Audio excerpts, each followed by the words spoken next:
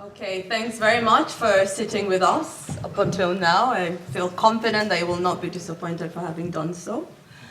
So now we're very privileged to have a roundtable discussion with those on the panel. Our panelists here who have a great deal of expertise on the particular issues that they will reflect with us upon. I'll just do a very brief introduction of everyone. So to my left, we have the resident representative Ayan Muhamoud, MBE, who's the head of the Somaliland mission to the UK. So it's absolutely fantastic to have her here. We're talking about Somaliland. It's important to hear from that space and from that context around this. So she'll just provide general comments about that space, and I think that's significant because it's one of our case studies here.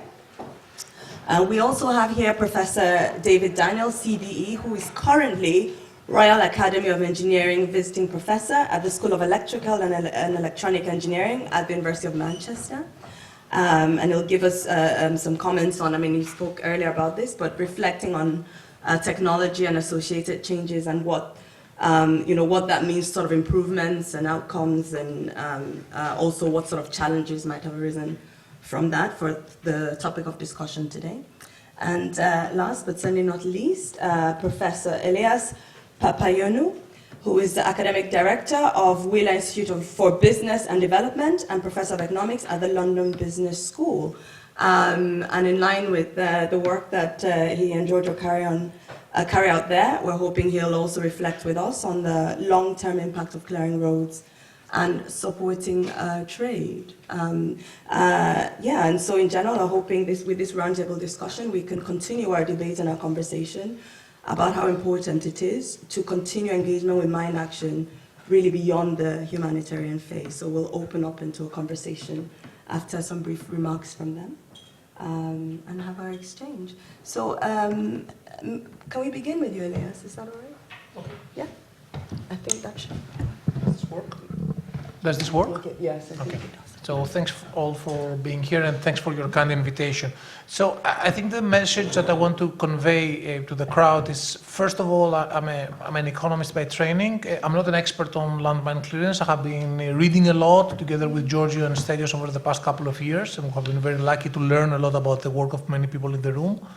Secondly, we have learned from super inspiring work of many individuals around the world, so we're in a learning phase. So what I think economics can contribute to the work that many people in the room have been doing is the following. We have thought, which is a natural thing, of thinking about the impact of landmine clearance on health. So when I talk to my friends and colleagues back in Greece, I work research on landmines, immediately they think of fatalities or of injuries that can have extremely detrimental effects to the people and the communities that are being affected.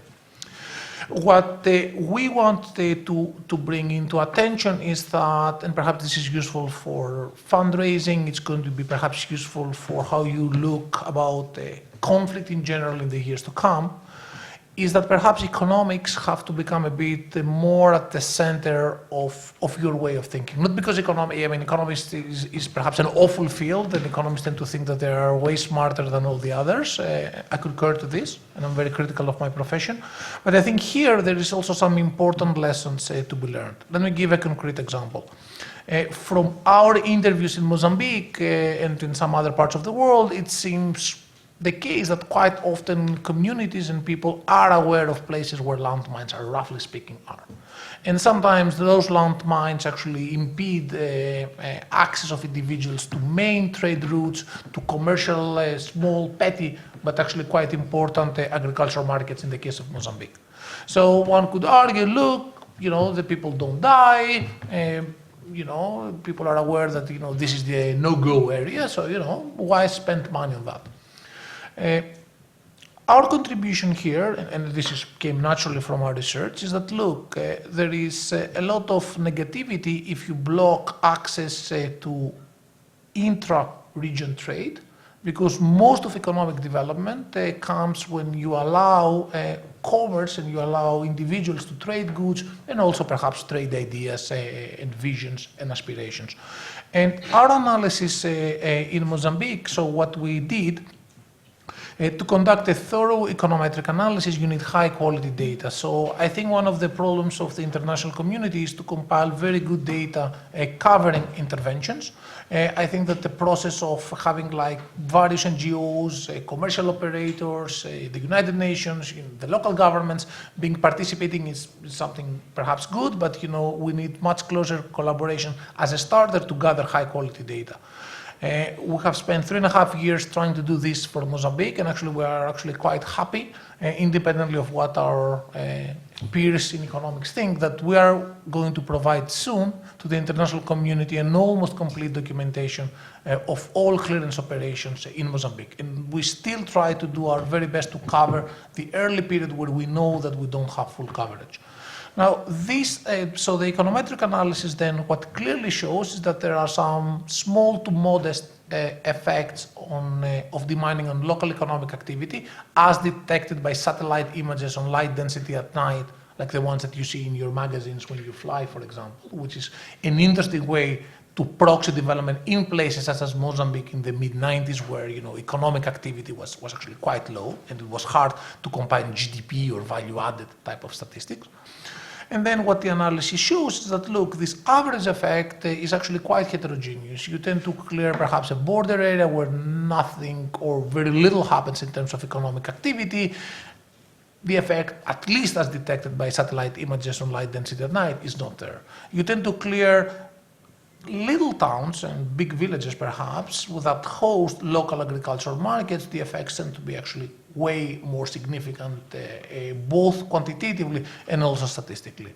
You clear bigger towns or trade hubs, the effect tends to be even stronger.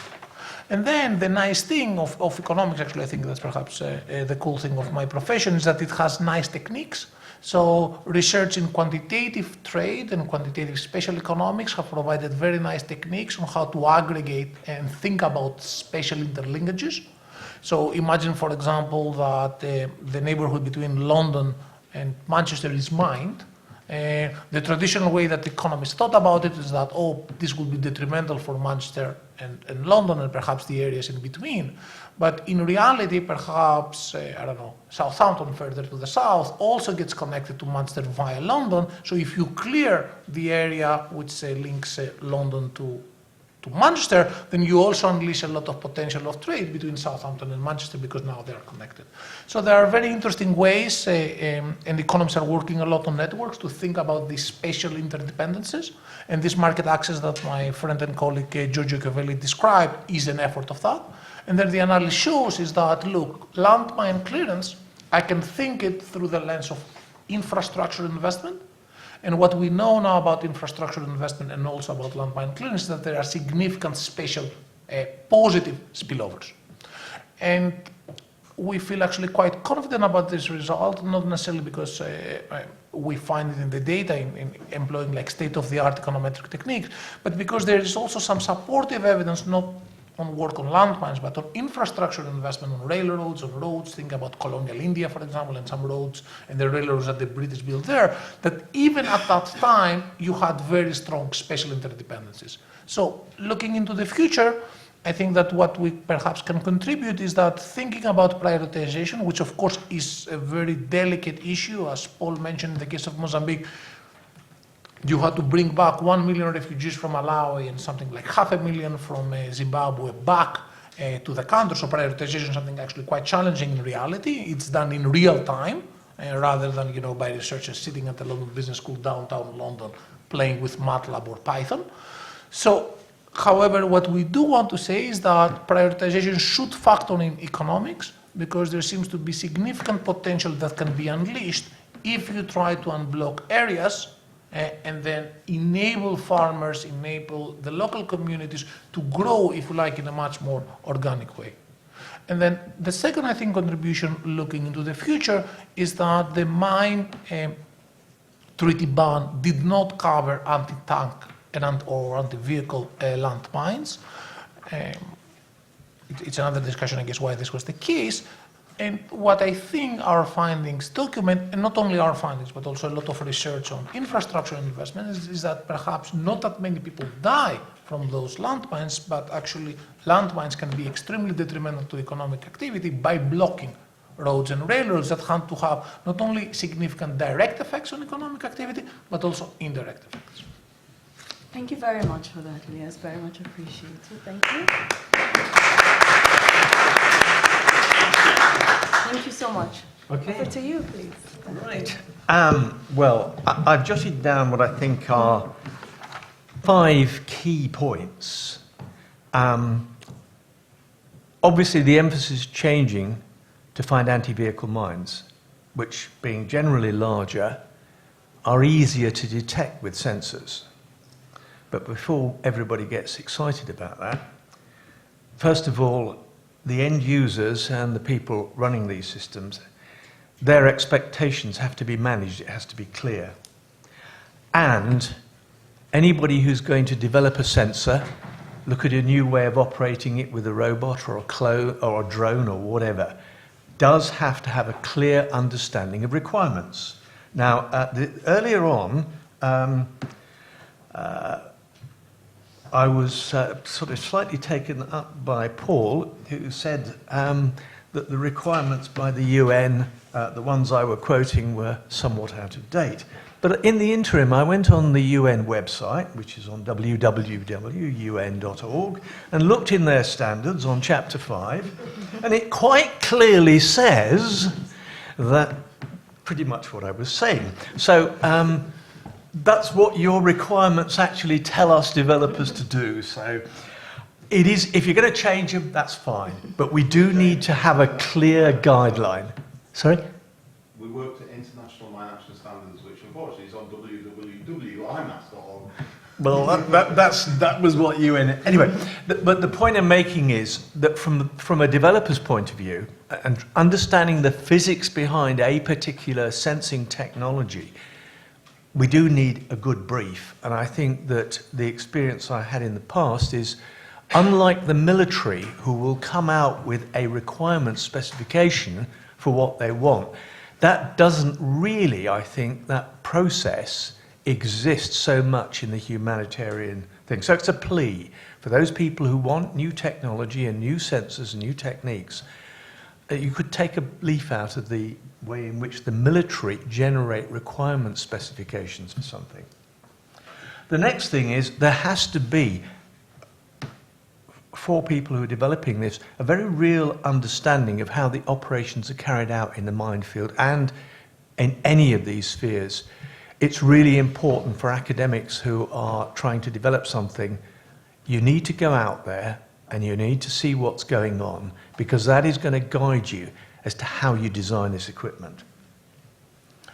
And again, there needs to be a very, very open disclosure of the limits of the physics of much of these techniques.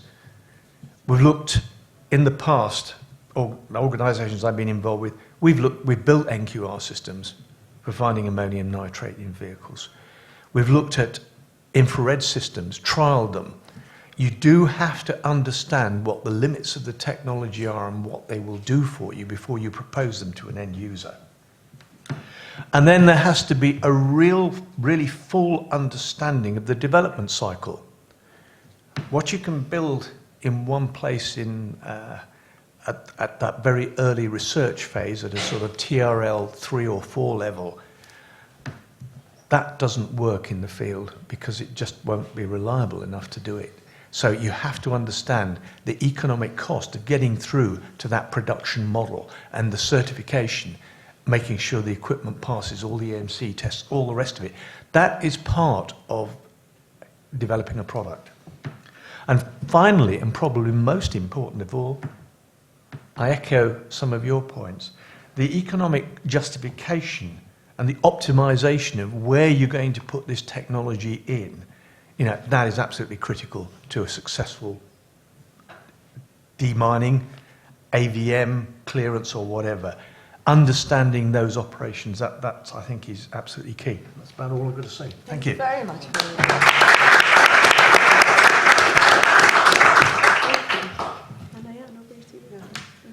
Thank you. Thank you for inviting me, and I will not be speaking about the economic complication, but I want to make a few remarks about how the landmines came to exist in Somaliland. First of all, I want to thank, I don't know whether someone from Hello Trust is here. I want to say thank you because I think last week Somaliland has been declared mine-free country for the, if I've been. Not at the moment. Yeah. So that was some of the information that has been on social media. Social media is not always reliable and accurate. So, but thank you. But thank you anyway for all the work that you have been doing in Somaliland, you together with your colleagues. So I want to say a couple of things about how in Somaliland how mines have ended up, and it has to do with a lot on the issues that we have been discussing about mobility and economic activities. So the whole point of putting certain place mines by dictator in our case was to make sure that there was no living, and that people that were not able to across either move around freely in the country. So I don't know how many of you are a bit informed about Somaliland. Somaliland has been a British protectorate, and we had a very painful divorce with Somalia, which meant just 3-4 years before the dictator Siad Barre Somali government collapsed, in fact, he have bombarded the capital city, the main cities in Somaliland, planted mines all over nomadic area, but also more importantly, the mines were going across the roads where refugees who want to flee the country, to Ethiopia mainly, to make sure those who survive the bombardment, they don't survive on their way to the refugee camps. But also the rebel group who was coming to Somaliland, who was fighting the military, that there were also mines. So you can imagine there was no road spared in that situation. I've been to Somaliland for the first time in '98 and second time to 2001, and in fact mines were the main conversation of the society. So you can imagine you have a country, you freed yourself from dictatorship, but people cannot travel.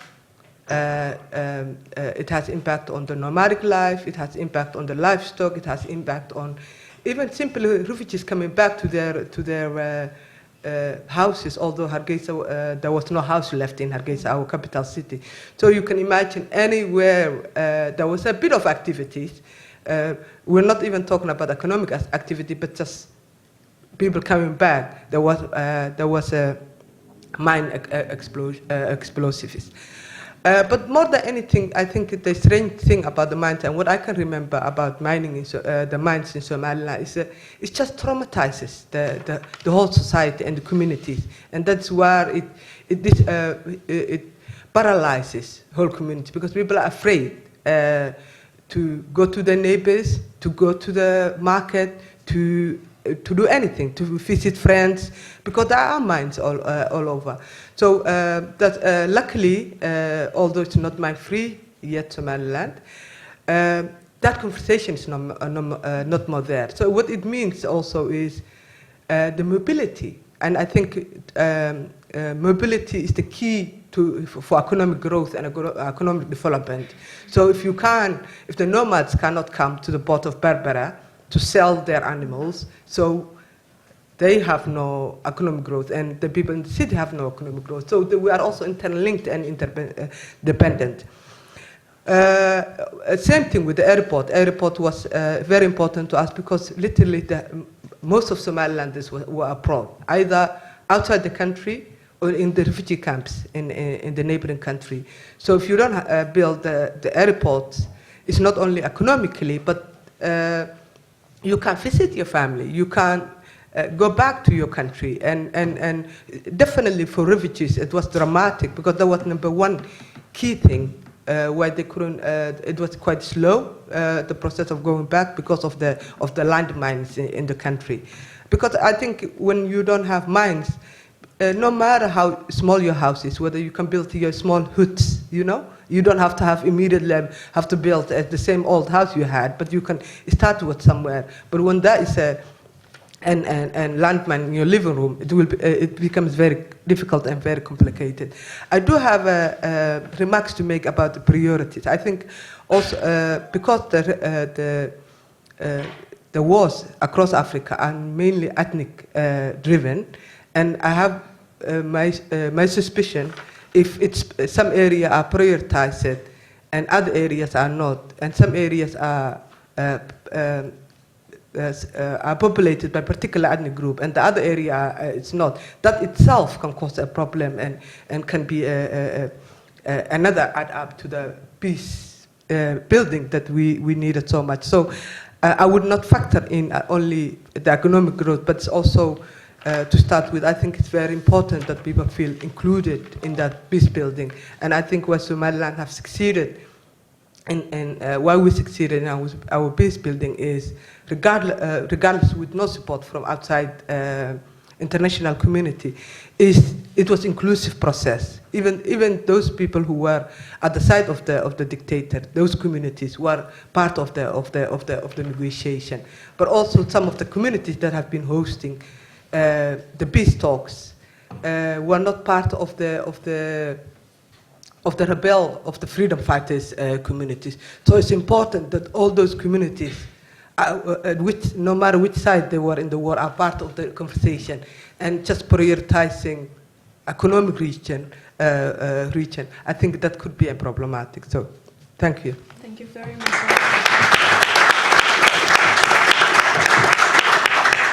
Thank you very much. I think there we've had a lovely treat. I mean, some fantastic contributions there. I'll do a very quick touch on some key points, and we open up to questions.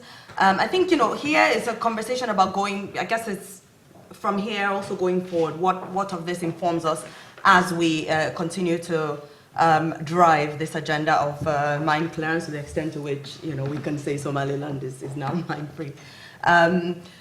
Something that came up that I thought was very key, the point on how data is a challenge. All that's going on, all these interactions, conversations. I think mine clearance is a fantastic space where you see academics, policy actors, the operators, governments, all working together. What can come out of, what can happen with that in terms of data? I'm very happy to say with Halo, we also, as part of this project, actually working on how a lot of the very valuable data that they have can actually be used for a broader audience. I think also from David, it's very clear. I mean, this idea on what is the brief, what needs to be developed. And for me, it sounded like you were saying there should be more ACRA projects. That's what I just kept hearing. But you know, I think it's very critical. I think that's a lot of what informs the foundation even of this collaboration, because it's true, you can sit in fancy buildings, thinking of, or not so fancy buildings as well, thinking of what, you know, how we should do it, what would work, all of that. But, you know, a situation where from the ground there's a conversation about what the need is, what would work, what is feasible, the weight, you know, really practical issues, even, you know, what materials would work best, becomes quite critical and very important. So I think it's a very a salient point that we take on board amongst a great many salient points. I think everyone agreed on the need for an economic angle to this, you know, in prioritization, what's the economics of the matter. But I also think it was fantastic, Ayan's contribution, that economics is important, but economics is important everywhere. We're talking about a broad range of very interlinked and interconnected factors, even in the global north. Now we're talking about contexts that are conflict affected, trying to rebuild. Actually, what economics means, you know, economics is still very important, but very heavily informed by a whole range of other actors. I mean, we heard here about the significance of reconciliation, and I think earlier we flagged this point on Somaliland, how this was very important to the clearance agenda, and also because we know how interlinked security and development are. So you can drive an economic agenda, but if there's no safety or security, that is headed nowhere, really. So I think that's a very important intervention, especially since if we're talking about mine clearance, we're talking about conflict-affected context. I'll stop here. Please, comments from the floor, questions. contributions. I'm too tired. Thank you.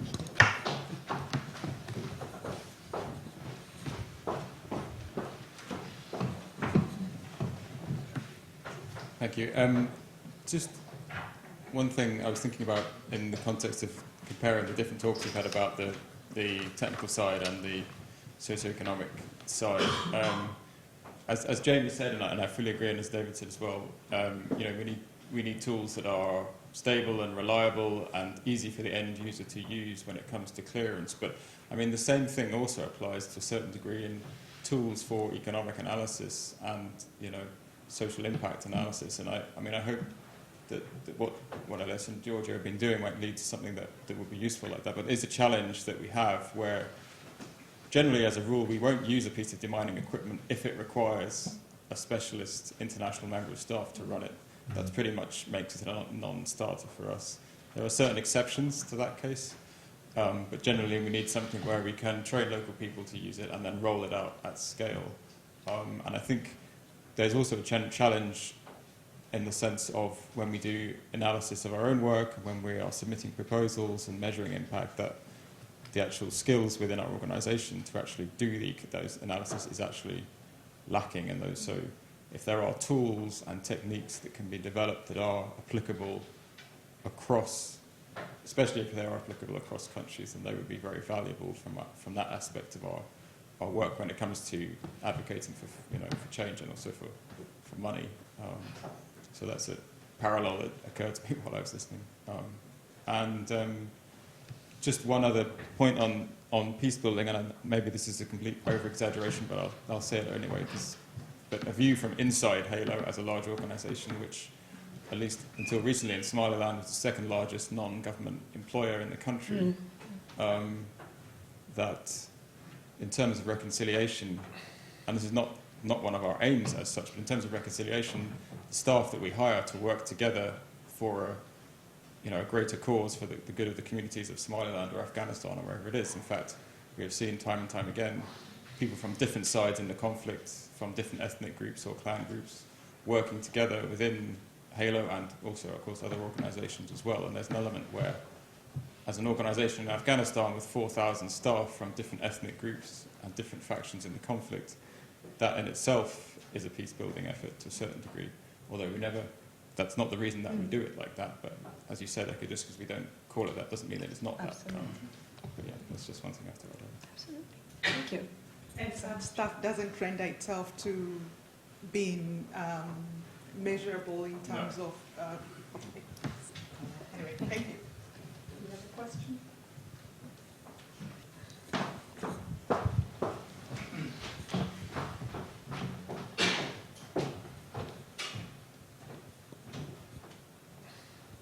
My question was for Elias and Giorgio about the modelling you're doing about there's a physical blockage blocking connections between physical locations and the economic impact of that. A few other extensions of that analysis beyond landmines, because there's lots of examples of blockages, whether they be physical blockages or social blockages or cultural, either through organised crime or anything like that, inhibiting access from one area and therefore inhibiting development, whether you've had ideas about other applications of that research.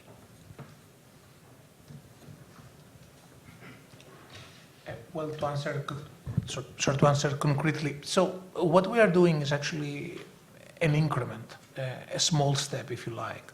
And this goes back also to your earlier remark. So this technique, so when you put at Google Maps, you go from here to Hampstead, there is like a straightforward, like an easy version of this algorithm, which is what we're using, but then you can factor in, for example, traffic. You can factor in whether you have, gas stations in between, whether your friend is somewhere else and you want to pick him up. So the technique can be extended, and actually we borrow from engineering. So actually our approach and from operations research, actually even economists borrowed it from somewhere else, which calls for more projects that bring various people from various disciplines together. So it can be extended to accommodate You are blocking families from being reunited, which is a concern perhaps in Somalia. You can expand it to accommodate like different ethnic mixes in a very straightforward way. So there are very ways that one could expand. We are doing, if you like, very simple, a very simple method to account for spillovers. Our profession, actually operations research, so serious engineers have come up with much more elaborate techniques that could factor in various, idiosyncrasies, delicate aspects that apply in some places and not some others. And the point, I just want to use your question to make a clarification. We truly not believe that economics is the only thing that should dictate things. We just make, I think, just an effort to say it has to be part of what you think. So that's I feel very passionate about the second and also about the first. So I'm not saying that economics should be the only thing, but it has to be at least part of the discussion.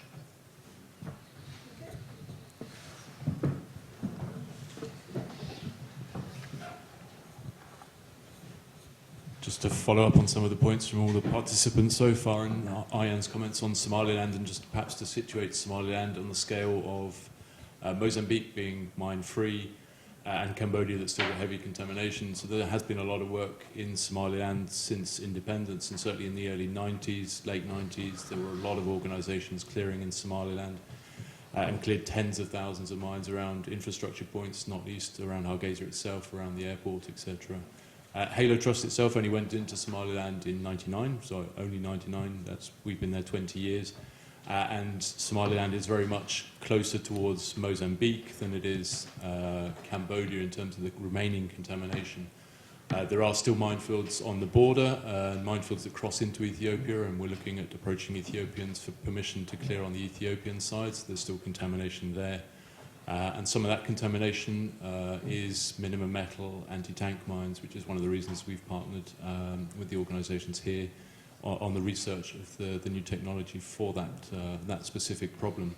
And we've also covered Angola, where there's a heavy minimum metal mine, anti-tank mine contamination problem there as well on roads. So Somaliland, we hesitate putting a date where we have put dates before on when it's going to be mine-free, mine impact-free, and the definitions. There's a lot of discussion in the mine action community on whether we declare it mine-free or mine impact-free, whether as a non-recognised state it can actually make that declaration. I guess it can, depending on what the definition is. I will do it, don't worry, bring it to me. But to pick up on a point from Paul in a side conversation we had, at what point do organisations and do donors say, right, enough is enough, it's no longer economically viable to address clearance on those sites, there are more casualties from road traffic accidents, there are more people dying from disease, etc., and the funding should be prioritised towards those activities. Different donors, different priorities, but certainly in Somaliland we are close to completion, or what we think is completion. We're working with the government to put in place a residual capacity to deal with the problem, and that may be a proactive one that goes out and clears the remaining contamination, perhaps on the lower priority areas. But the counter-argument to that is, whilst there are international organisations doing the work, why should the government step in and do it, etc.? Paul's point earlier was that as a large employer of people, there are other benefits to the work that's been going on, and that's maybe why we're getting donor funding to continue clearance, and that we're employing 500-odd staff there. There are other organisations, commercial companies, employing perhaps more people, but we're a large employer. We have access to a lot of different communities, and we employ from as many different clans and sub-clans as we can. So there are more than economic benefits, but the economic benefits are definitely there, and mapping those to perhaps prioritise things moving forward. In Somaliland, but in also other countries, Angola is very much needed because there's a far bigger challenge in those countries. And Somalia as well. Obviously, we talked about Somaliland a lot. Somalia is a different ballgame. Sorry to carry on, but Somalia has set itself a challenge of being mine-free by 2023, but they don't yet know what the true extent of the contamination is in that country. And that's a completely different problem with far more clan complexities and insurgent groups, etc. Completely different permissions in order to work in security environments. But we can certainly apply prioritization models to where we do have access, and security obviously plays a big part in that. to abuse the fact that I have the mic is also to acknowledge that before the international organizations got into Somaliland, the Somalis themselves had cleared quite a lot of the mines to allow for humanitarian organizations to get into. And I think at times that is something that is rarely recognized within such discussions. So, any other questions? Yeah.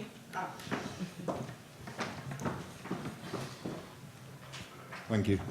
If I could start from my right to left, the UN or UNMAS was involved in Somaliland for a while. We talked about national ownership earlier. One of the things that impressed me when I was last in Hargeisa was how much ownership the Somaliland authorities have taken for this problem and the commitment to dealing with the mine problem, but also EOD. So just an acknowledgement, very publicly, that Somaliland has, I would say, one of the best national authorities that we've worked with in terms of taking ownership and trying to allocate very limited resources to a problem. And when you've got an economy the size of Somaliland, it's obviously very difficult to assign the sort of resources that are needed, because mine action is expensive. But it was great to see.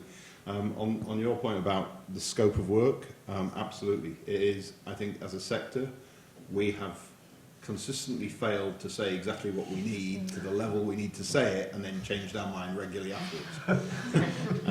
and that's in lots of aspects of it, and that, I think, falls into another of the challenges what we do. In terms of the socio-economic side of things, it's something that I'm personally very involved in, but I think we talk about Somaliland and being a big employer, but Afghanistan, one of the things that struck me in the last 10 years is what would have happened if those 15,000, I mean, at its peak, it was 15 to 18,000 Afghans employed in mine action. What would the consequence of Afghanistan have been if there hadn't been those incomes paid in a dollar salary, employing men between the age of 20 and 50 in gainful employment and keeping them occupied and giving them pride and self-respect and all of those things? One of the things that we're working with Geneva Centre and our own IT teams is coming up with a model as the new IMSMA is being rolled out of how we can factor in things like the protection cluster or some of the other drivers that are there behind perhaps not just economic but social stability, but economic drivers or the peace dividends, or what are the inhibitors to moving forward. And if we can get this model working with the new IMSMA, maybe 25 years after we started, we'll be in a position that we have a tool that will help with the prioritisation, whether it's at a local level or whether it's at an international level. But certainly the project you're working on, if that is if that would even give us economic indicators in 25% of the projects we work, that would then give us a stronger case to donors for why it should be supported. I think there's huge benefit to that.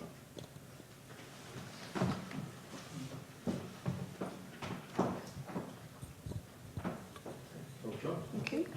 Okay. I had a couple of slides, but I'm not going to show them because I think everybody's tired. I just want to thank first EPSRC for sponsoring this project through the Global Challenge Research Fund scheme and making this possible.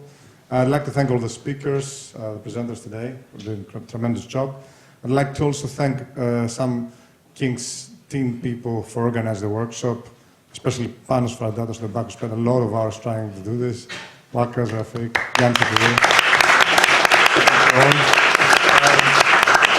and of course, thanks to everyone who's stayed for all these hours. It was a kind of intense workshop. You all deserve a drink, and we have plenty of them next door. So, thanks. Thank you.